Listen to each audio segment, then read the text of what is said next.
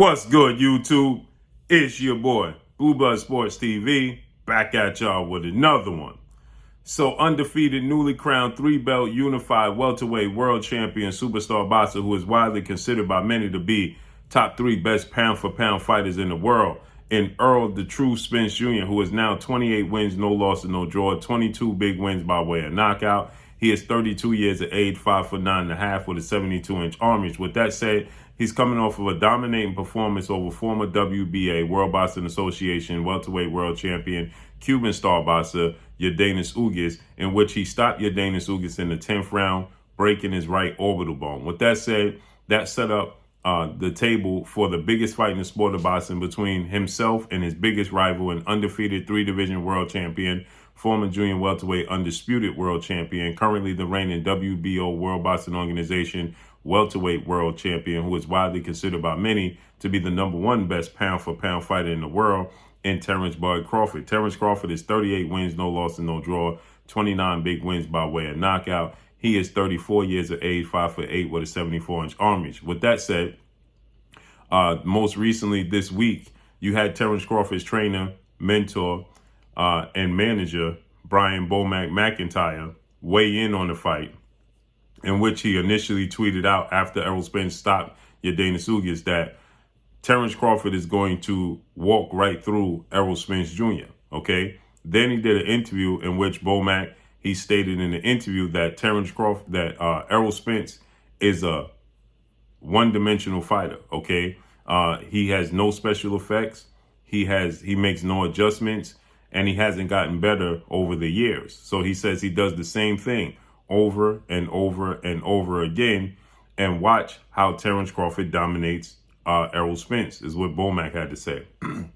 So finally, Errol Spence, he responds to Brian Bomac McIntyre, and he puts up Bomac's box rec. Now, many people may not even know that Bomac even boxed, okay, in his career.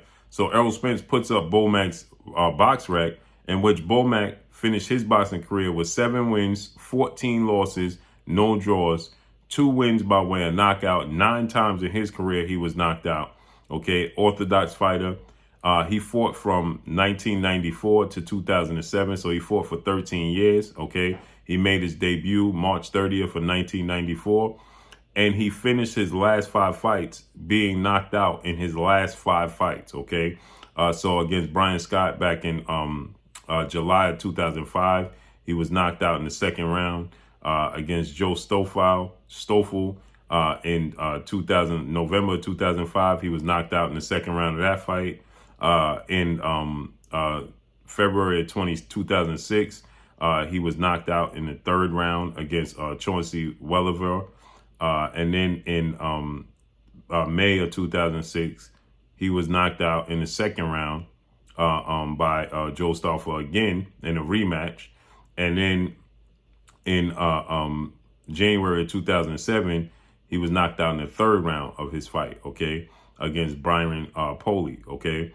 So Bomac, in his last 5 fights, okay, he hasn't gotten past the 3rd round in one of these fights, okay? And if you want to be technical, in his last 7 fights, he was knocked out. Well, he in his last 7 fights, he has 6 losses, 1 win, okay? And, you know, he's been on knockout streaks. When he was getting knocked out, he got knocked out in 2002, in TKO, 2003, TKO, again in 2003, TKO. So Errol Spence took the social media and he put up Bomac's box rec, and he stated that, Bomac is not even a good boxer, yet he's talking so much, right? Now I'm paraphrasing because the words that Errol Spence used to describe it, I just simply can't repeat. But Errol Spence, he took to social media and he said, look at this not good dude in Bomac, okay? I'm paraphrasing again. And so Errol Spence, he took to social media, he put up Bomac's box rec, and he put the laughing emojis, and he said got some nerve, okay? The storyline and the build up for Terence Crawford, Errol Spence is just getting bigger. and bigger by the day. Okay, this is already the biggest fight in the sport of boxing, and now it's for undisputed. Okay, so it's gotten even bigger. Okay, and now Terence Crawford is a network promotional free agent. He's not with legendary promoter, top-ranked CEO and promoter Bob Arum. He's not with top-ranking ESPN, so there's no sides of the street. Now, it's able to, there's no roadblocks preventing this fight from coming to fruition. Okay, so now it's a clear path to make this fight happen. And, Errol Spence, immediately after the Ugas win, he took to social media and he immediately stated that he wanted the Terence Crawford fight. You can clearly sense that Errol Spence has a chip on his shoulder with this whole saga building up into this fight, because many people was claiming Errol Spence didn't want the fight. Errol Spence was avoiding Terence Crawford. He was pricing himself out of the fight with Terence Crawford. And so Errol Spence clearly wasn't happy about that. He's clearly not happy that, this is the narrative that's surrounding him, okay? And Errol Spence, after his 2019 September showdown with two-time welterweight world champion superstar boxer Showtime Sean Porter, Errol Spence unified the belts against Sean Porter, became the WBCW IBF champion, okay? And 12 days later, he suffered a horrific car accident, which saw him have to be out the sport of boxing and recovery and nearly losing it all for 14 months, okay? He came back, he fought two-division world champion Puerto Rican superstar boxer Danny Swift Garcia December 5th of 2020.